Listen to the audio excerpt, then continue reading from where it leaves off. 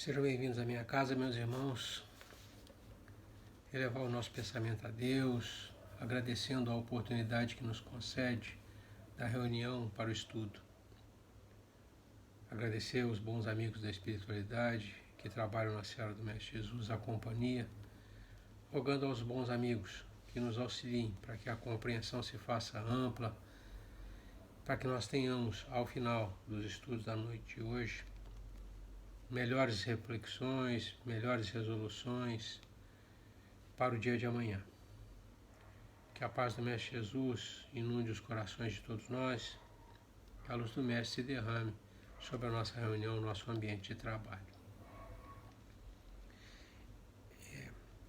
Nós vamos iniciar o estudo novamente usando o Livro dos Espíritos, uma questão que tem tudo a ver com a leitura que nós vamos processar em seguida.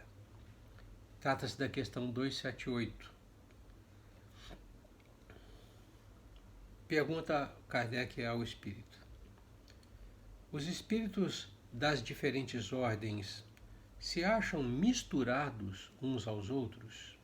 Convivem no mesmo ambiente espíritos de diferentes graus de evolução, de progresso? E o Espírito responde: sim e não.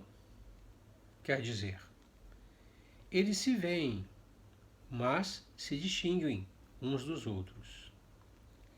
Evitam-se ou se aproximam, conforme a simpatia ou a antipatia que reciprocamente uns inspiram aos outros, tal qual sucede entre vós.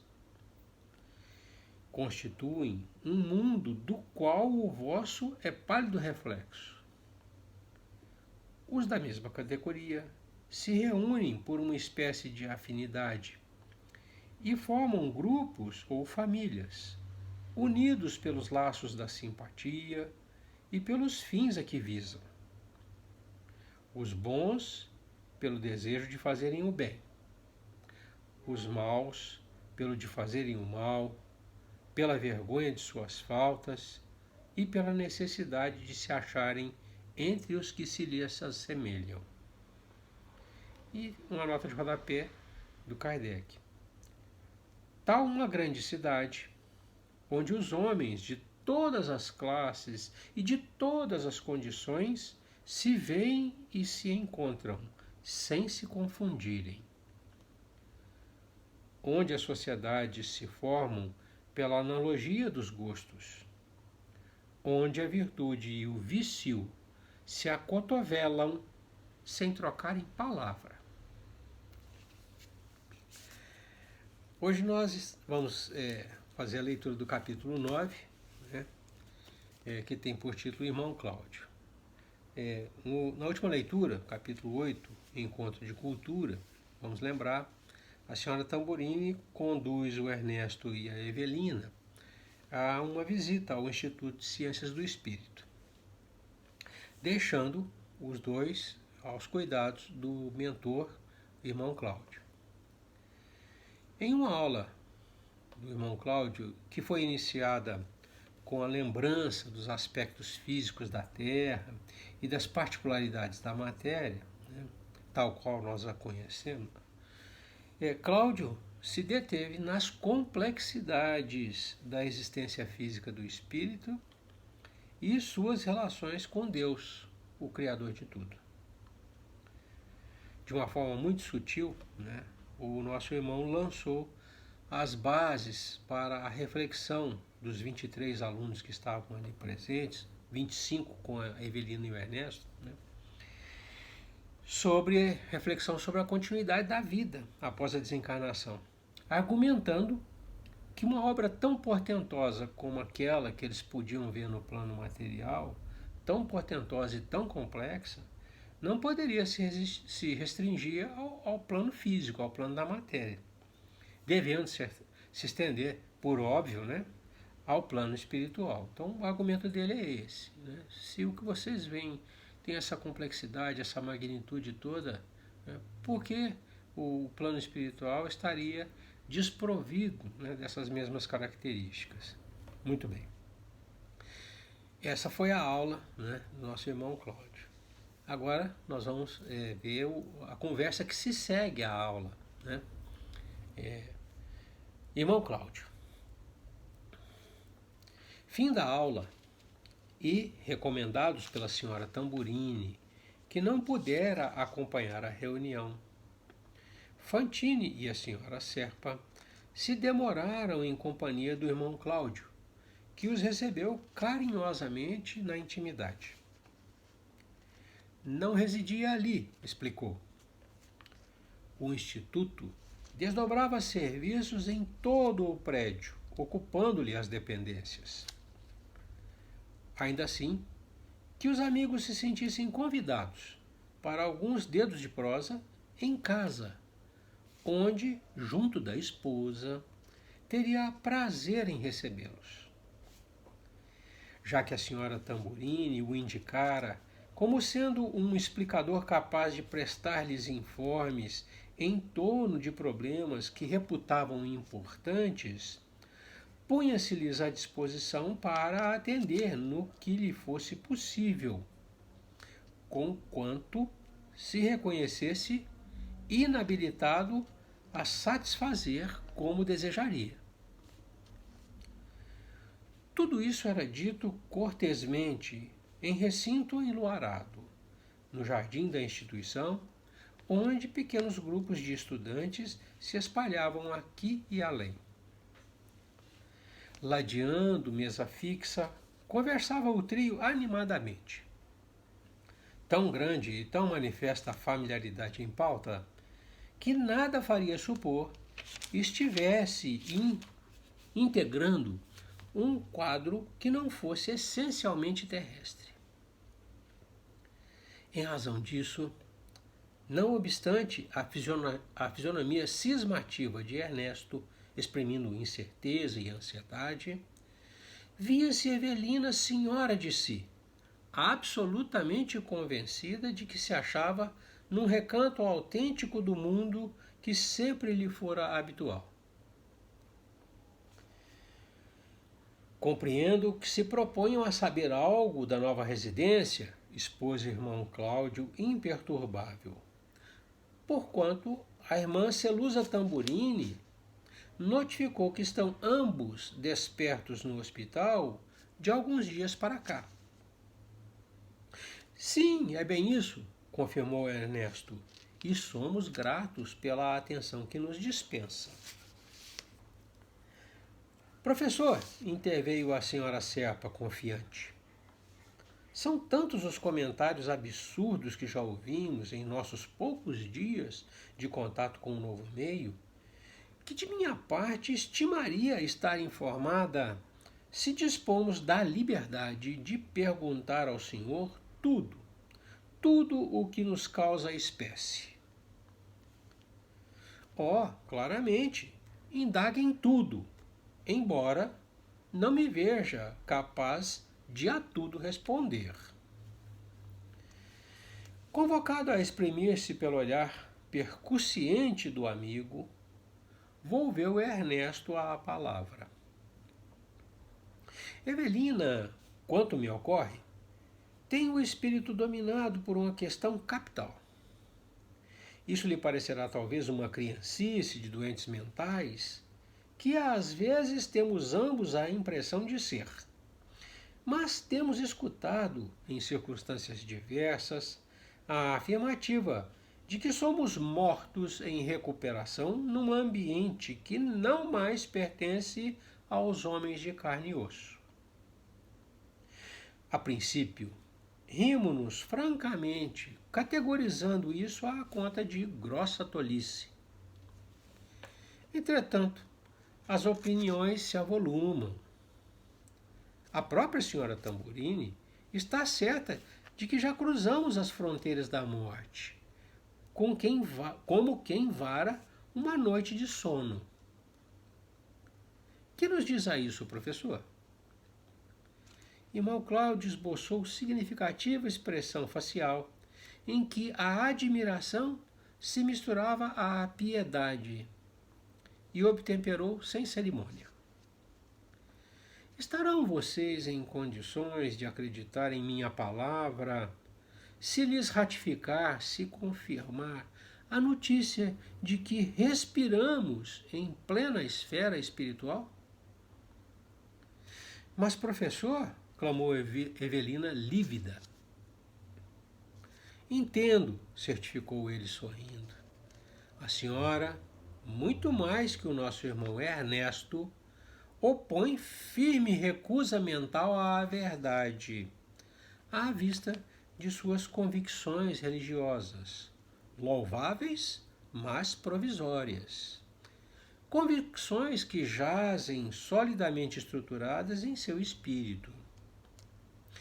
Apesar de tudo, porém, tenho a obrigação de assegurar-lhes que não mais pisamos a terra que nos era comum, e sim um departamento da vida espiritual. E ela, meu Deus, como pode ser isso? Irmã Evelina, trabalhe com a própria mente. Se não abordássemos a crosta planetária pelo regaço materno, com o período de infância logo após, constrangendo-nos a longos serviços de readaptação, não seria a mesma coisa? Mas a Terra eu conheço. Puro engano. Classificamos a paisagem terrestre e os pertences que lhe dizem respeito, submetidos aos conceitos de quantos estiveram nela antes de nós, ocorrendo análogas circunstâncias no ambiente a que nós acolhemos agora, e onde contamos com geólogos e geógrafos eméritos.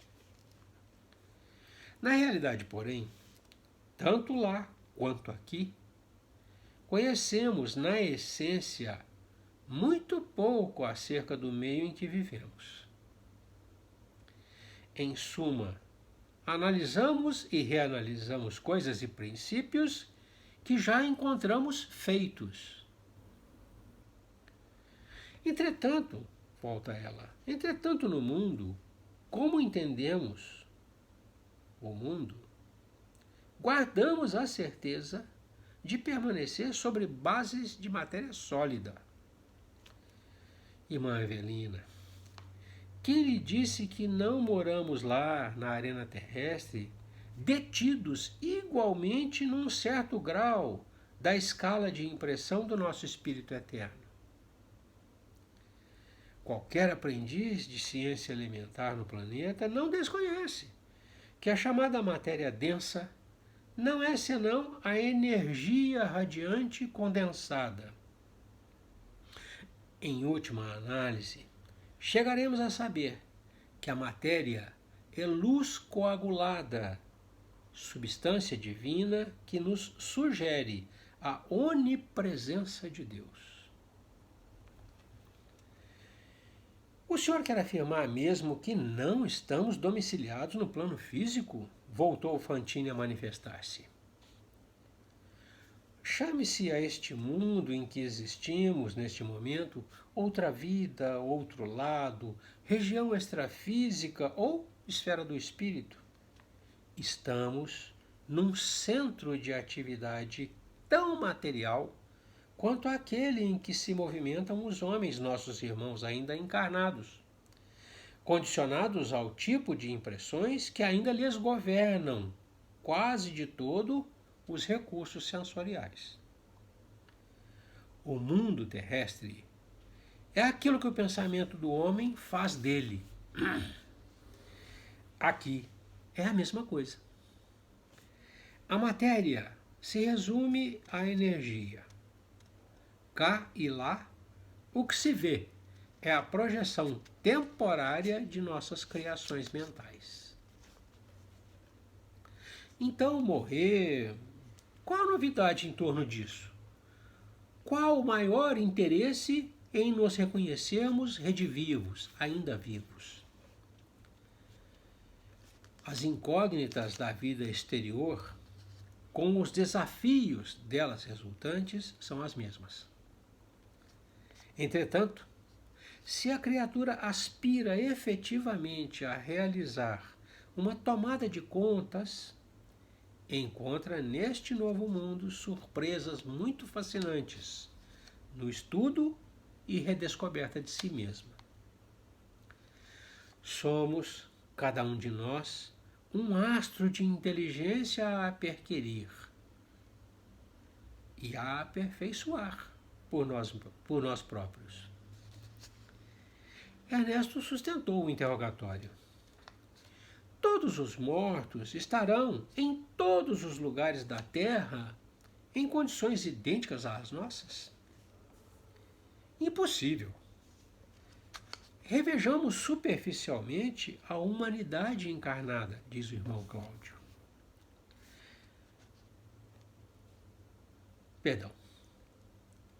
Revejamos superficialmente a humanidade encarnada em si e perceberemos algo do assunto.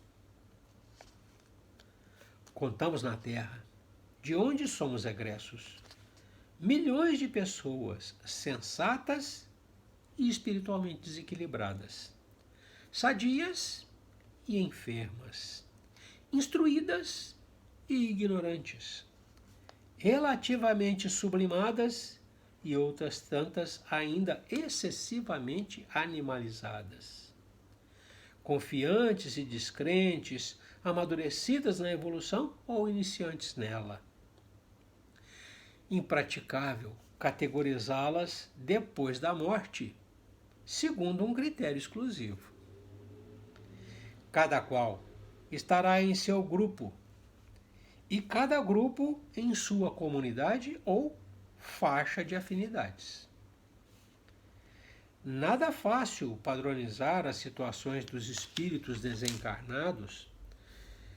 Basta recordar que 150 mil pessoas aproximadamente por dia saem da circulação do ambiente físico, na média flutuante de 100 por minuto, largando afetos, realizações, compromissos, problemas.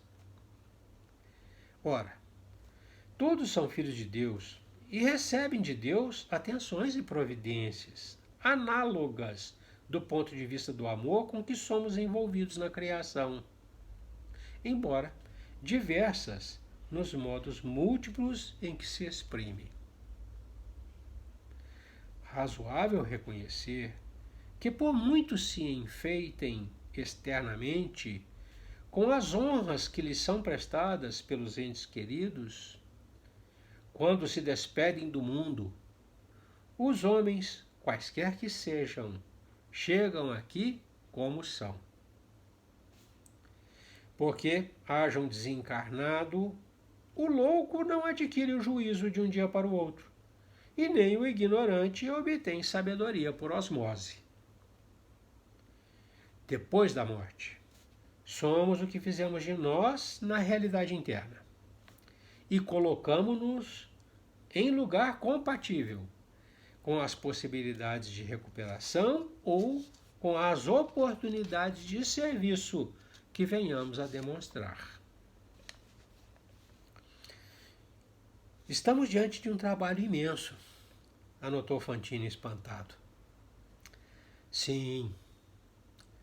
No mundo dos homens, uma criatura não se modifica de improviso por haver atravessado o oceano de um continente para o outro. Acontece o mesmo nos domínios do espírito. Há tempos, sublinhou Ernesto, li mensagens de entidades desencarnadas merecedoras de crédito, relacionando os sofrimentos e conflitos que experimentaram em regiões inferiores. Individualidades, aliás, que me pareceram senhorear largo patrimônio de recursos intelectuais. Volta, irmão Cláudio, nada de admirar. Por imposição de nossas necessidades, nós mesmos estamos residindo em zona dessas, na vizinhança das criaturas encarnadas. Refiro-me às regiões tenebrosas ou infelizes, relativamente às quais ouvi tantas dissertações e onde se desarvoram tantos irmãos nossos. Fantine, precisamos certificar-nos, clareou o mentor, de que esses lugares não são infelizes. De vez que os infortunados são os irmãos que os povoam. Os jardins e pomares que enriqueçam um manicômio deixarão de ser jardins e pomares porque existam enfermos a desfrutar-lhes as emanações nutrientes? Pois é, meu caro, as áreas do espaço, às vezes enormes, ocupadas por legiões de criaturas padecentes ou desequilibradas, estão circunscritas e policiadas, por maiores que sejam, funcionando à maneira dos sítios terrestres, utilizados por grandes instituições para a recuperação dos enfermos da mente. Você não ignora que existem doentes da alma consumindo larga faixa da existência nos hospícios acolhedores da Terra. Isso acontece aqui também. Ladeando o nosso vilarejo, temos vasto território empregado no asilo a irmãos desajustados, aos milhares, mantidos e vigiados por muitas organizações de beneficência que trabalham no socorro fraternal. Evelina, que não acreditava no que ouvia, objulgou insatisfeita. Mas, se nos achamos num plano espiritual, que dizer das construções sólidas, vinculadas à arquitetura terrestre com que somos defrontados? Nenhum espanto, volta o irmão Cláudio, quando ponderarmos que os edifícios no mundo dos homens nascem do pensamento que os esculpe e da matéria que obedece aos projetos elaborados. Aqui verificamos o mesmo. Aqui verificamos o mesmo processo, diferindo apenas as condições da matéria, que se evidencia mais intensivamente maleável à influência da ideia dominante. Refletamos no progresso da indústria de plásticos na atualidade do plano físico de onde viemos e perceberemos com mais segurança as possibilidades imensas para as edificações delicadas e complexas em nosso domicílio de agora. Naturalmente, também aqui estamos subordinados ainda às técnicas, às vocações, às competências pessoais e às criações estilísticas no círculo das conquistas espirituais de cada um.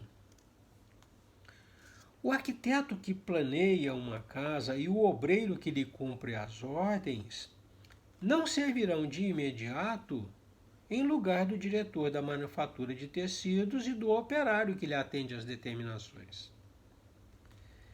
Ainda que o escritor não faz a obra do músico em ação de improviso.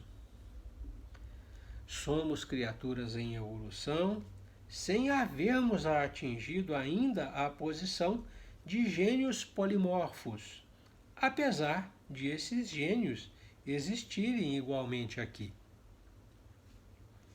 A senhora Cepa não conseguia ocultar a incredulidade. Tudo parece inverossímil, asseverou. Nada se nos afigura mais inverossímil que a verdade, objetou o irmão Cláudio. No entanto, porque prefiramos por muito tempo a ilusão em lugar dela, a realidade não deixa de ser o que é. O professor discorreu ainda por dilatados minutos referentemente à vida, às condições da estância em que se demoravam, Mas, por fim, Evelina se viu entontecida, fatigada, provisoriamente inabilitada a mais amplas ilações. E moça de fé profunda, valeu-se de um intervalo na conversação, procurando saber. Irmão Cláudio, não posso duvidar de suas afirmações, embora me custe a crer que estamos na posição de pessoas desencarnadas, conforme as suas expressões. Esteja certo de que não desejo perder de modo algum a sua orientação. Contudo, gostaria de tomar contato com um sacerdote, um padre católico, por exemplo. Ficaria feliz se pudesse entregar-me à prática da confissão, permutar ideias livremente com um diretor da fé que me formou o caráter, sem qualquer constrangimento na vida social. O amigo bondoso sorriu compreensivo e esclareceu. A igreja aqui está positivamente renovada. Muito embora possamos encontrar representantes de todas as religiões terrestres aferrados a dogmas, concepções estreitas, preconceitos e tiranias diversas do fanatismo, nas áreas vizinhas em que se congregam milhares e milhares de inteligências rebeldes e perturbadas. Aqui, propriamente, os sacerdotes não a ouviriam em confissão de natureza religiosa. Enviá-la-iam a um dos nossos institutos de psiquiatria protetora, em que a irmã pode e deve ter a sua ficha para receber a assistência necessária. Para tratamento? Apartiu Fantini. Tratamento e auxílio. Uma carteira de identificação para serviços de amparo e análise numa casa de supervisão espiritual das que me refiro é valioso documento para que não estejamos aqui, nos primeiros tempos de adaptação, num lugar intermediário entre os planos inferiores e superiores, sem a assistência justa. É indispensável nos poupemos tanto quanto possível a dissabores desnecessários. Oh! Exclamou Ernesto entusiasmado. Esse tipo de confissão me interessa. Se estamos mortos... O seu si, obtemperou o mentor bem-humorado, demonstra que você e Evelina me consideram um contador de histórias inverídicas. Vocês ambos estão desencarnados com raízes pregadas no chão da terra. Todavia, isso é natural. Aguardemos o tempo. Em meio de puras vibrações de confiança e simpatia, a senhora Serpa e o amigo solicitaram o apoio do mentor, a fim de que pudessem realizar contatos com alguma das instituições psiquiátricas da cidade, ficando estabelecido que atenderiam a isso, tão logo a administração do hospital o consentisse.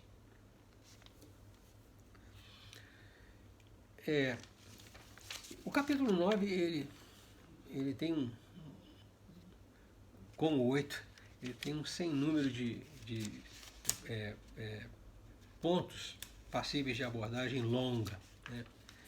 Mas a gente vai tentar passar todos os pontos importantes, né? Indicando alguma base doutrinária, né?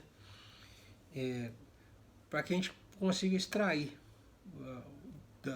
da palestra, né, dos três, algumas coisas importantes para o nosso entendimento acerca do tema, né? Do começo para o fim, né? Chama a atenção logo de saída o irmão Cláudio convidar a Evelina e o Ernesto para irem à casa dele, para que, junto com a esposa, né, tivessem os dedos de prosa. E aqui a gente vê, né, a primeira coisa que é interrogação para muita gente. A gente se reúne na erraticidade e tal. A questão 297 do Livro dos Espíritos, né, ela dá um bom apoio para esse questionamento. Diz lá 297. Continua a existir sempre no mundo dos espíritos a afeição mútua que dois seres se consagraram na Terra, ele e a esposa. Responde o espírito, sem dúvida, desde que originada na perfeita simpatia, na afeição, no sentimento, né? E eu recomendo, para quem tem interesse nessa área, né, simpatia, antipatia, entre os espíritos, ou a famosa metade, né, metade eterna, né, os namorados e tal. As questões de 291 a 303 do Livro dos Espíritos abordam relações de simpatia e antipatia entre os espíritos e metades eternas. Tá? Então, é um bom estudo para a gente desenvolver, para a gente poder entender, agora, na nossa vivência atual, essas relações que a gente desenvolve, às vezes com muito conflito, tal, né? Ou os sentimentos, vamos dizer assim, explosivos, né, que a gente tem e não consegue explicar. A família reunida na erraticidade é um relato comum nas obras de André Luiz. A gente vai ver isso em Nosso Lar, Os Mensageiros, e aqui mesmo nessa obra, um pouquinho atrás, no capítulo 7, quando a dona Alzira vai à casa de Nicomedes, né, e Corina, e eles estão esperando a chegada da mãe da família, né? Então, está aí, os que se amam se encontram, os que se amam se mantêm ligados, aqui e lá. Tá? Mas na frente, quando a Evelina pergunta se pode fazer questões, tal coisa, e mesmo aqui, logo de saída, né, ele diz, olha, pretendo atender a vocês nas suas dúvidas, naquilo que for possível. E lá na frente, quando ela pergunta se pode fazer as questões, ele diz, olha, vou responder a tudo, muito embora eu não seja capaz de responder a tudo, né? E aí fica a questão, né? Os espíritos sabem tudo? O espírito na erraticidade sabe tudo? A questão 238, né, aborda isso. E a pergunta que é feita lá é, são ilimitadas as percepções e os conhecimentos dos espíritos? Eles sabem tudo? E o espírito responde assim, quanto mais se aproximam da perfeição, tanto mais sabem. Se são espíritos superiores, sabem muito. Os espíritos inferiores são mais ou menos ignorantes acerca de tudo. Mais para frente a gente entra então no diálogo propriamente dito. E a gente vê a incredulidade da Evelina, né? Ela, senhora de si, se acha encarnada, ela ainda não aceita, né? E a primeira colocação que o irmão Cláudio faz para ela, né, é quando ela diz, meu Deus, como pode ser isso, né? Como é que eu posso estar desencarnado? E ele lembra a irmã Evelina que o processo de desencarne é igual ao processo de encarne. A reencarnação também é um processo longo. Não fica só pelos 9 meses da gestação. Ele vai muito além. E ele chama atenção para ela, olha, a gente volta para o mundo através da gravidez da mãe, né, do claustro materno, né? E uma vez vindo à luz, a gente ainda fica mais 7 anos, o período da infância, né, até assumir o domínio de si mesmo. No desencarne o processo também é assim. Não é um processo instantâneo, né? Ele se alonga. A confusão que se segue ao desencarne é idêntica à que a gente experimenta quando reencarna, né? E o período da infância que se segue ao reencarne, à vinda à luz, né, caracteriza muito bem essa necessidade de adaptação. Né? Então, quando ela quando ela esboça esse inconformismo dele, não, calma, existe um tempo de adaptação, não é uma coisa assim, né? E aí ela, mas eu estou na Terra, a Terra eu conheço, isso aqui é a Terra, eu estou identificando o meu ambiente com a Terra que eu conheço. E ele diz, olha, a gente não conhece muito bem nada, nem quando está na Terra, nem quando está aqui, né? E ele lembra ela que quando a gente vem para o reencarne, a gente reencarna, a gente assimila, a gente assume os conceitos já existentes. Até que a gente consiga formular os próprios conceitos, vai de metade para frente da vida, né? Só com a vivência muito grande a gente consegue elaborar conceitos próprios, à luz daquilo que a gente vivenciou, à luz daquilo que a gente aprendeu. Então ele diz, olha, de saída, e ela tinha 26 anos ao desencarnar, uma moça, né, uma menina.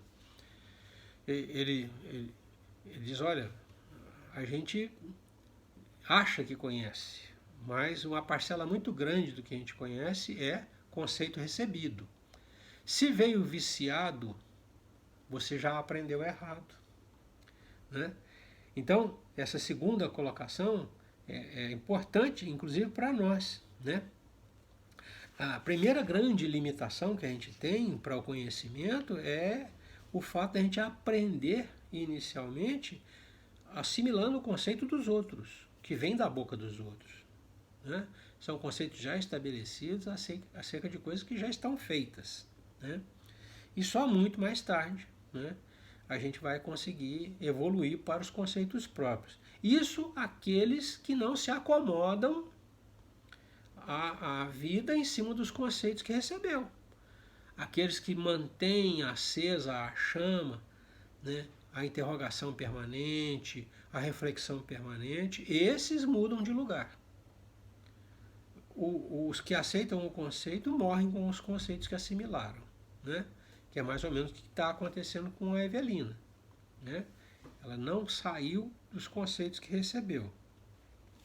E a terceira colocação dela, mas eu tinha certeza que eu estava sob uma base de matéria sólida, né? E ele diz, olha, vocês não entenderam o que é a matéria. A gente não sabe o que é a matéria, né?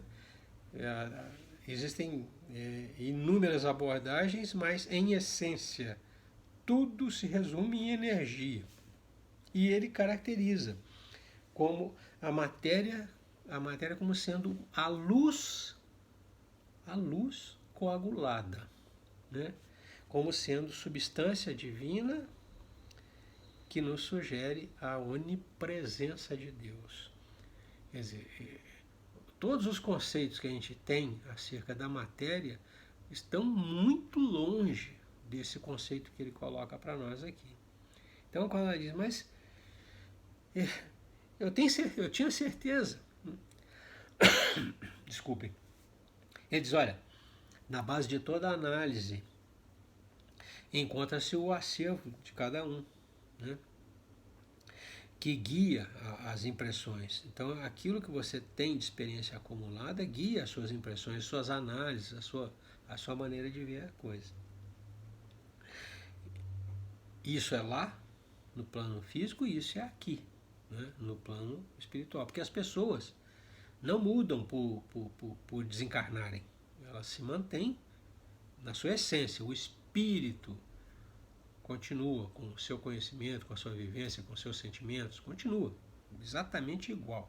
Ele só não tem o corpo físico. Então, não é assim, né? Como você está. Vamos acalmar um pouco mais, né? Reaja menos, questione mais, né? Questione mais. Na parte do Ernesto, as dúvidas do Fantini, que ele começa a colocar, né? A primeira dele, mas nós estamos mesmo no plano espiritual, né? E aí o Cláudio, não, nós estamos, chama do que você quiser, né? Dê o nome que você quiser, não altera, mas nós estamos numa província espiritual. E lembra ele que é uma coisa como se fosse a Terra. É um centro de atividade, ele diz, é um centro de atividade tão material, né, quanto. Qual é a diferença? A matéria, né? Que no plano espiritual tem uma outra feição, tem uma outra densidade, é ligeiramente diferente, né? Mas a maneira de operar e de viver é a mesma. E ele mata. A matéria é energia, né? Tudo que a gente vê é projeção mental. No campo físico, o pensamento elabora o planejamento, né? E a gente manipula a matéria disponível e constrói as coisas. No plano espiritual, o pensamento molda a matéria. Então, a diferença é essa, mas o processo é o mesmo, né? A maneira de operar é a mesma, vamos dizer assim. Aí o Fantini, questionador, então morrer, qual é a diferença, né? Encarnado, desencarnado?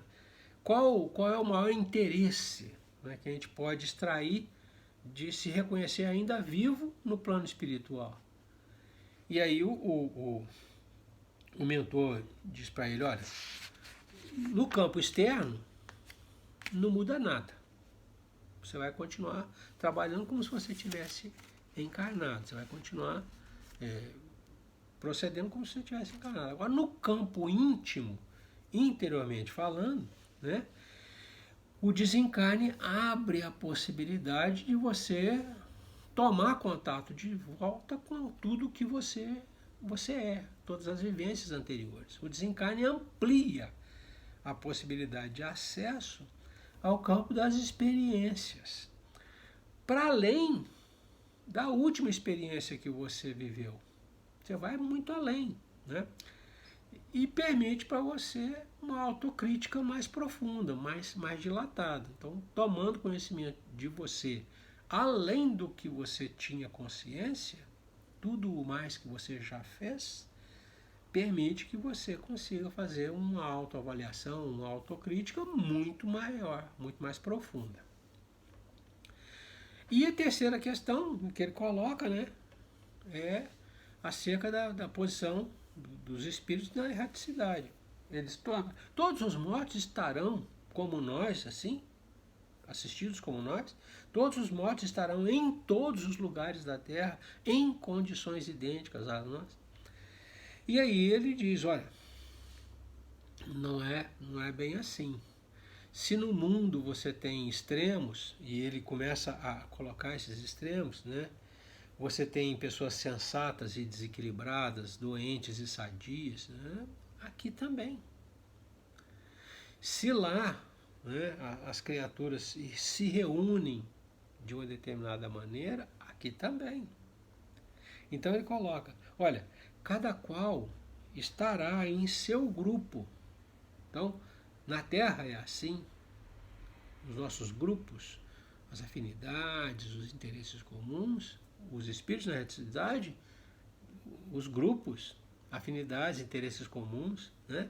Então, cada um estará em seu grupo, e cada grupo na sua comunidade, ou, se não é na comunidade, na sua faixa de afinidades, de interesses comuns. Não todos estarão em idênticas condições, porque não somos idênticos, nós não somos iguais. Cada um tem o seu espaço, cada um tem a sua individualidade, né? E aí, na sequência desse raciocínio, né, ele fecha com aquela máxima, olha, os homens quando saem do mundo, saem como são, chegam aqui como eles são. Ninguém modifica por desencarnar. Não há evolução pelo desencarne. Não há progresso pelo desencarne. E ele remata dizendo que depois da morte, né, depois da morte, nós somos o que fizemos de nós na realidade interna. E a gente vai para os lugares que nos permitam recuperação ou trabalho. Então não é aleatório, né? Você vai para onde existam oportunidades de recuperação e de trabalho. E aí eu gostaria de lembrar que na aula anterior ele já tinha colocado um conceito que eu tinha falado, vamos gravar como conceito nosso. A gente tem que entender isso, que ninguém pode conhecer o que não estuda e ninguém pode reter qualidades que não desenvolve ou adquire, né? Então, não é assim, eu digo e é. Não, eu sou assim. E é assim que eu chego lá, né? E, no caso, ele entra com as experiências que ele teve, das leituras que ele teve, né? E fala das regiões umbralinas, regiões tristes e tal. E aí o Cláudio lembra ele, ó, as regiões não são tristes ou tenebrosas ou infelizes. As criaturas que se reúnem ali têm a infelicidade, chama todos de desafortunados, né? Ou infortunados. Eles são as criaturas tristes. E ele faz um paralelo bonito, né? Um jardim ou um pomar dentro de um hospício, por estar rodeado de loucos, não deixa de ser um jardim ou um pomar. Então, não é o ambiente que faz a tristeza daquele desequilíbrio. É o desequilíbrio em si que faz a tristeza, né? É essa a ideia que... E os espíritas têm esse estigma. Regiões inferiores, regiões umbralinas. Não.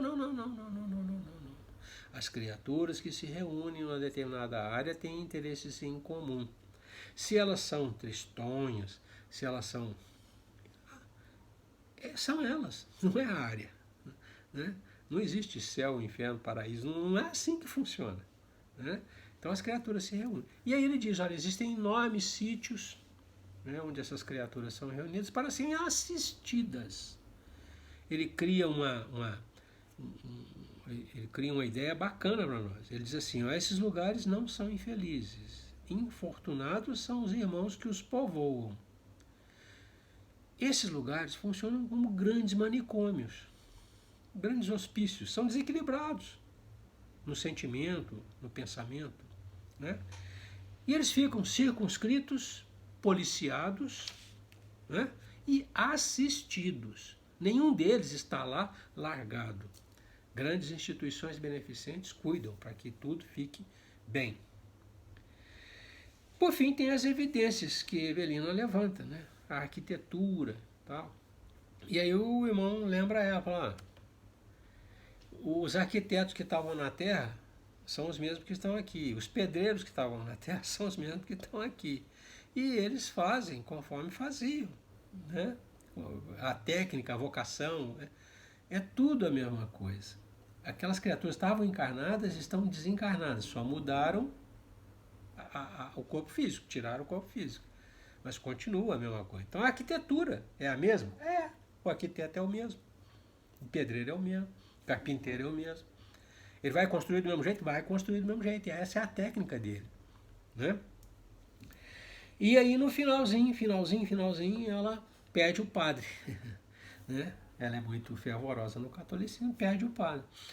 E aí eles, olha, padre como você quer, para te ouvir, como você fez lá na Terra, você só vai encontrar nessas regiões destacadas, aonde eles não se renovaram, onde os sacerdotes continuam com seus dogmas, com seus fanatismos, com suas, né? com suas tiranias, ele diz. Aqui não, aqui os sacerdotes vão te assistir, né? Não ouvindo a sua confissão, mas encaminhando você para um apoio psicológico. É a diferença entre você confessar para o padre e você conversar com o psicólogo. O padre vai mandar você rezar as Ave Maria, não sei o que tem que te dar a absolvição. E o psicólogo vai te apontar o caminho para você se livrar daquela dor.